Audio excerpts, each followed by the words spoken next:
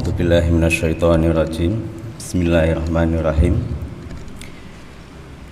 Assalamualaikum warahmatullahi wabarakatuh.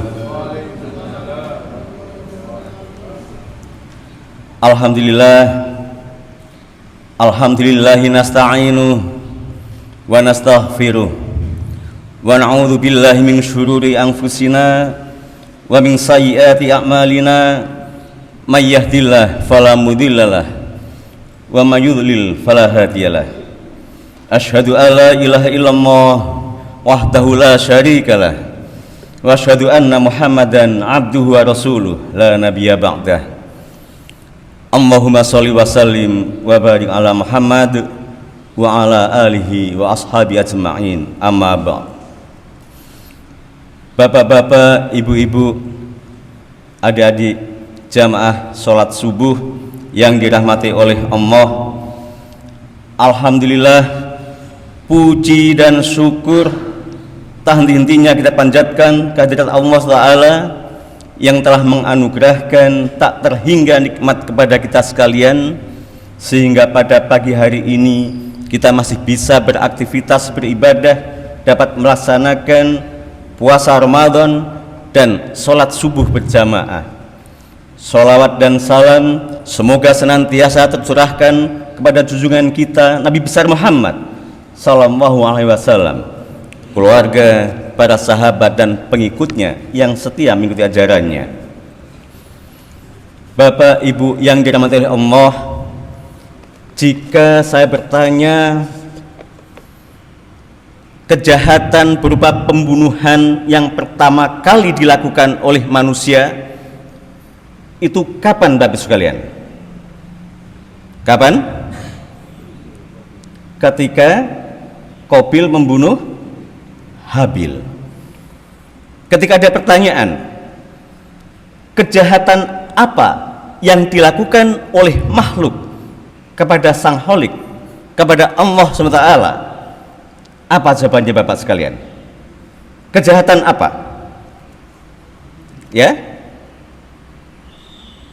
Tahu Bapak sekalian? Kejahatan pembangkangan iblis ketika diperintahkan oleh Allah untuk sujud kepada Adam. Sujud di sini bukan berarti menyembah, tetapi dalam rangka tunduk dan penghormatan kepada Adam. Dalam surat Al-Baqarah ayat 34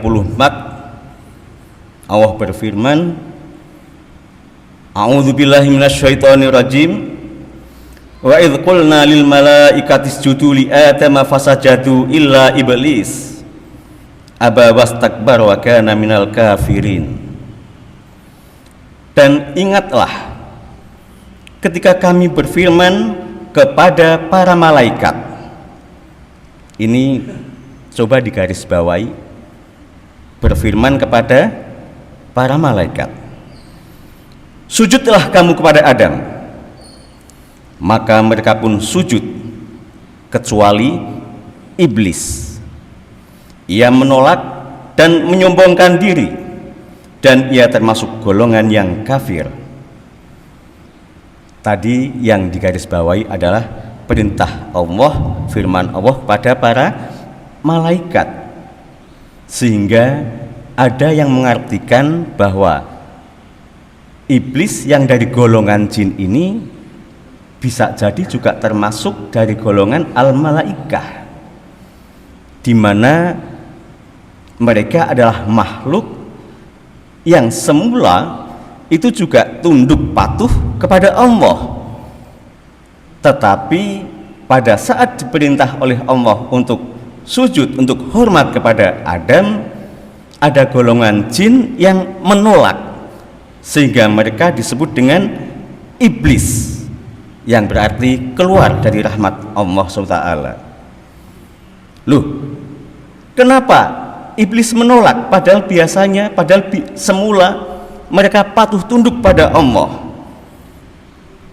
Dalam Al-Quran surat Al-A'raf ayat 12, A'udzubillahi minasyaitonirrajim, Qala ma mana'aka alla tasjuda idh amartuk. Qala ana khairum min. Khalaqtani min nari wa khalaqtahu min tin. Allah berfirman, apakah yang menghalangimu sehingga kamu tidak bersujud kepada Adam ketika aku menyuruhmu? Iblis menjawab, aku lebih baik daripada dia. Engkau ciptakan aku dari api, sedangkan dia engkau ciptakan dari tanah. Ini pangkal muasalnya iblis tidak mau tunduk pada perintah Allah. Dia merasa lebih mulia, lebih bagus dibanding dengan Adam, sehingga iblis membangkang dengan angkuhnya mengatakan ana khairum minhu. Setelah mendengar keangkuhan iblis tersebut, Allah kemudian mengusirnya dari surga sebagai makhluk yang tercela dan hina. Jadi Allah benar-benar marah kepada iblis dan menghukum iblis, disebut sebagai terhina lagi terusir. Ini pula Bapak sekalian yang menyebabkan iblis terusir dari surga dan minta penangguhan dengan Allah.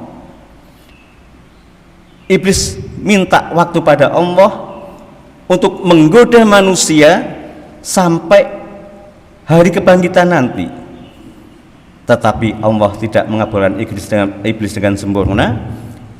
Iblis diberi tangguh sampai hari kiamat. Nah, inilah Bapak sekalian yang akhirnya kita menabuh iblis, ya. Iblis menabuh genderang perang dengan manusia. Dia akan selalu menggoda kita, terutama dia akan menggoda kita untuk bersifat sombong seperti yang dia lakukan. Terus apa yang menyebabkan sombong? Jadi sombong itu diawali dari sifat ujub. Ujub bahwa kita merasa lebih tinggi derajatnya, lebih baik, lebih sempurna dibanding orang lain, lebih utama dari orang lain, bangga dan kagum dengan diri sendiri, merasa lebih baik. Ini yang disebut dengan ujub. Ujub inilah merupakan penyakit hati yang sering kita tidak menyadarinya. Dalam hadis riwayat Baihaqi, Rasulullah bersabda, seseorang yang menyesali dosanya, maka ia menanti rahmat Allah. Sedang seseorang yang merasa ujub, maka ia menanti murka Allah. Bahkan sebagian ulama ada yang memasukkan ujub ke dalam bagian syirik yang dapat menghapuskan amalan-amalan kita. Imam Nawawi rahimahullah berkata, ketahuilah bahwa ikhlas terkadang dihinggapi penyakit ujub. Siapa saja yang merasa ujub karena amal yang dilakukannya, maka akan hapuslah amalnya. Jadi ujub itu melahirkan kesombongan. Ujub tidak memerlukan orang lain, sementara sombong membutuhkan orang lain sebagai pembandingnya, menganggap orang lain lebih rendah darinya. Rasulullah bersabda, barang siapa menganggap besar dirinya dan bersikap sombong dalam berjalan, ia akan menemui Allah dalam keadaan Allah murka kepadanya. Hadis riwayat Hakim. Ujub dan sombong itu bisa karena ilmunya, karena dia merasa bahwa saya itu sudah sarjana, sudah S2, sudah S3, apalagi sudah profesor, sehingga dia merasa lebih pintar, lebih cerdas dibanding yang lain. Kowe iki opo? Aku iki lulusan saka pesantren, aku iki lho jebolan universitas terkenal apalagi luar negeri, sehingga dia bisa tertutup pintu hatinya untuk menerima kebenaran karena dia merasa paling pintar. Juga bisa karena amal ibadahnya. Aku iki paling rajin ning masjid, paling rajin tahajud, paling rajin membaca Al-Quran. Kalian itu apa? Kecil. Jadi dia merasa bahwa amal ibadahnya itu sudah luar biasa. Ujub juga bisa karena harta. Hartaku banyak, melimpah, sehingga saya bisa amal kesana kemari. Yang lain masukkan kotak infak paling 1.000 2.000, ini loh aku 100.000 200.000. Aku lebih hebat dari kamu sekalian. Ini juga bisa jadi ujub, bahkan sombong karena harta. Juga bisa karena kekuasaan, karena jabatan, karena kedudukan, bisa karena nasab keturunan. Aku ini keturunan kiai, aku ini lho keturunan ningrat. Kowe iki rakyat jelata, apa kowe iki? Itu juga bisa menimbulkan sifat ujub dan sombong. Juga bisa karena rupa, merasa paling tampan, paling cantik, dan juga bisa karena kekuatan yang luar biasa. Dalam hadis riwayat Tabrani, Rasul bersabda, 3 hal yang membinasakan: 1, kekikiran yang diperturutkan; yang kedua, hawa nafsu yang diumbar; dan ketiga, kekaguman seseorang terhadap dirinya sendiri. Ini Bapak Ibu sekalian yang patut kita waspadai. Riwayat pernah mengajarkan kita bagaimana Fir'aun yang pada saat itu menguasai seluruh bala tentaranya, menguasai seluruh agamawan, tukang sihir, cendekiawan, sehingga dia merasa paling berkuasa dan tidak ada yang bisa menandingi dia.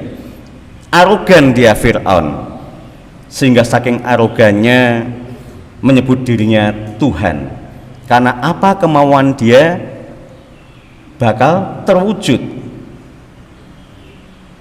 Inilah salah satu contoh sombong dalam hal kekuasaan, kedudukan. Jadi dia berbuat semau gue, semua aturan dilanggar, kalau perlu aturan yang ada dirubah demi kepentingan sang penguasa Fir'aun. Ini pelajaran dari Fir'aun, sehingga Allah menenggelamkan Fir'aun dan pasukannya di dalam lautan. Demikian juga Qarun yang sombong karena hartanya, yang kita tahu kekayaan Qarun demikian luar biasanya, yang sahdan kunci gemboknya saja harus diangkut oleh beberapa orang karena saking banyaknya. Tetapi Allah juga menenggelamkan Qarun ke dalam tanah. Nah, apakah kita tidak belajar dari Fir'aun dan Qarun? Bapak-Bapak sekalian, jamaah subuh yang dirahmati oleh Allah, Allah sudah melarang kita untuk bersifat sombong. Dalam Al-Quran surat Luqman ayat 18, Allah berfirman, A'udzubillahi minasyaitonirrajim, wala tusa'ir haddaka linnasi wala tamshi fil ardi marha innallaha la yuhibbu kulla muhtalin fakhur. Dan janganlah kamu memalingkan wajah dari manusia karena sombong, dan janganlah berjalan di bumi dengan angkuh. Sungguh Allah tidak menyukai orang-orang yang sombong dan membanggakan diri. Demikian juga dalam Al-Quran surat Al-Isra ayat 37, wala tamshi fil ardi maraha innaka lan tahriqal ardo wa lan tablughal jibala tula. Dan janganlah engkau berjalan di bumi ini dengan sombong, karena sesungguhnya engkau tidak akan dapat menembus bumi dan tidak akan mampu menjulang setinggi gunung. Itu larangan Allah agar kita tidak berlaku sombong. Bapak-Ibu sekalian, kita juga sering merasakan bahwa ketika kita sudah berbuat baik, beribadah yang banyak, kita merasa aku mesti bakal mlebu ning swarga. Tetapi ingat bahwa Nabi juga pernah bercerita tentang orang yang sangat banyak amalnya, tetapi bukan karena amalnya itu yang memasukkan dia ke dalam surga, namun karena rahmat Allah. La yudkhilu ahadam minkum amaluhu jannah wala yujiruhu minan nar wala ana illa birahmatin minallah. Tidak ada amalan seorang pun yang bisa memasukkannya ke dalam surga dan menyelamatkannya dari neraka. Tidak juga denganku kecuali dengan rahmat Allah. Itu sabda Rasul, hadis riwayat Muslim. Dari Sayyidina Jabir bin Abdullah radhiyallahu an, beliau berkata, Rasulullah Muhammad pernah keluar menemui kami lalu bersabda, baru saja kekasihku malaikat Jibril keluar dariku di mana dia memberitahu, wahai Muhammad, demi zat yang mengutusmu dengan kebenaran, sesungguhnya Allah memiliki seorang hamba di antara sekian banyak hamba-hambanya yang melakukan ibadah kepadanya selama 500 tahun di atas gunung yang berada di tengah laut, yang lebarnya 30 hasta dan panjangnya 30 hasta juga. Jadi satu hasta itu kurang lebih setengah meter lah ya, 0,46, sehingga ketika 30 hasta panjang dan lebarnya adalah sekitar 13,7 meter.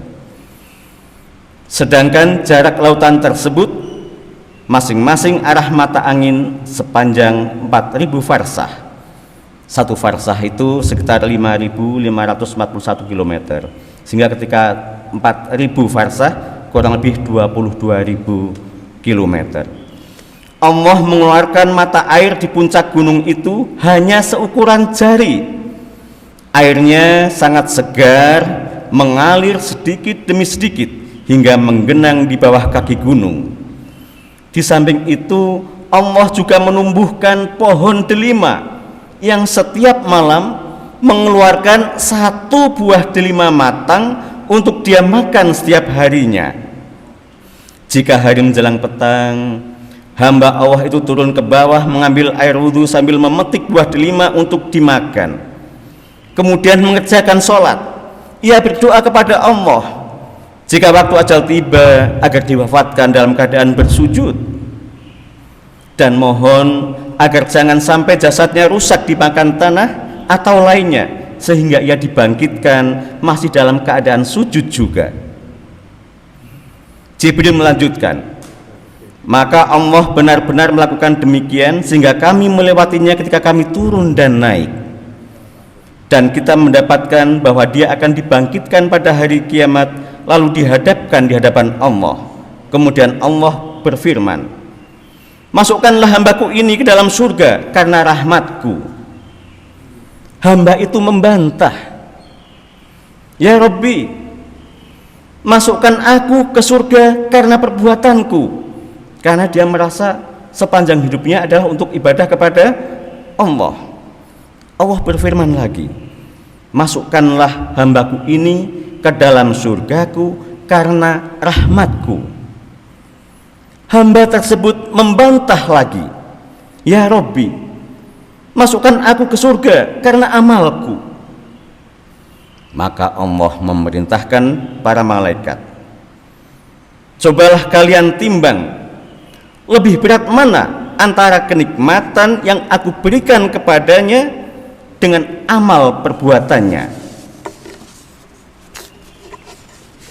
Maka malaikat pun menimbang antara kenikmatan yang dia dapat dengan amal perbuatannya, dan didapati bahwa kenikmatan penglihatan saja lebih berat dibanding ibadahnya selama 500 tahun tersebut, belum lagi kenikmatan anggota tubuh yang lain.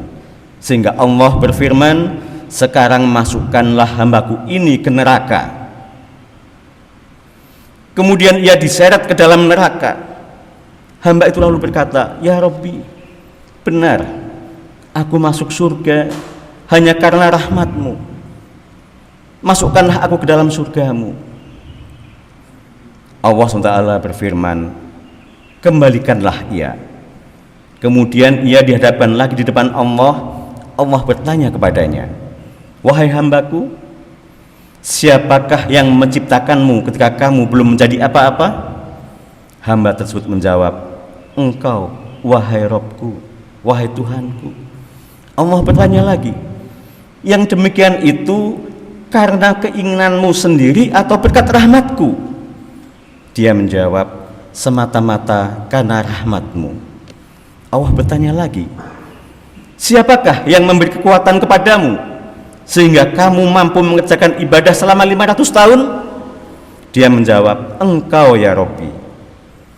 Allah bertanya, siapakah yang menempatkanmu berada di gunung, dikelilingi ombak laut, kemudian mengalirkan untukmu air segar di tengah-tengah laut yang airnya asin, lalu setiap malam memberimu buah delima yang seharusnya berbuah hanya 1 tahun sekali? Di samping itu semua, memohon kepadaku agar aku mencabut nyawamu ketika kamu bersujud, dan aku telah memenuhi permintaanmu. Hamba itu menjawab, Engkau ya Rabbi. Allah berfirman, itu semua berkat rahmatku, dan hanya dengan rahmatku pula aku memasukkanmu ke dalam surga. Hambaku yang paling banyak memperoleh kenikmatan adalah kamu, wahai hambaku. Kemudian Allah memasukkan hamba tadi ke dalam surga. Jibril melanjutkan, wahai Muhammad, sesungguhnya segala sesuatu itu terjadi hanya berkat rahmat Allah SWT. Ini Bapak sekalian, jadi kita tidak boleh membanggakan diri mentang-mentang kita merasa rajin ibadah berarti otomatis akan masuk surga tanpa mengharapkan rahmat dari Allah Subhanahu wa Ta'ala. Bapak sekalian, ujub, sombong bisa menghinggapi siapa saja. Diri kita juga bisa dihinggapi dengan sifat sombong ini. Padahal dalam hadis riwayat Muslim, Nabi Muhammad SAW sudah bersabda, tidak akan masuk surga orang yang di dalam hatinya terdapat kesombongan sebesar biji sawi. Jadi sombong yang sekecil biji sawi pun juga disampaikan oleh Rasul tidak akan masuk surga. Baik Bapak sekalian, bagaimana agar kita tidak sombong? Marilah kita tawadhu, rendah diri. Kita jangan merasa bahwa kita lebih hebat, lebih kuat, lebih segalanya dibanding orang lain. karena bisa jadi orang lain yang kita anggap remeh itu justru lebih baik dari kita. Kita harus membersihkan penyakit hati ini yang kadang kita tidak sadar ada dihinggapi rasa ujub tadi, rasa sombong tadi. Kita niatkan ikhlas, apapun yang kita lakukan hanya karena Allah. Bersihkan hati. Kita ingat senandung, jagalah hati, jangan kau kotori, jagalah hati, lentera hidup ini. Jagalah hati, jangan kau nodai, jagalah hati, cahaya ilahi. Demikian Bapak sekalian, tausiah pada pagi hari ini. Semoga bermanfaat buat kita semua, terutama kepada diri saya sendiri. Kurang lebihnya mohon maaf. Billahi taufiq wal hidayah. Assalamualaikum warahmatullahi wabarakatuh.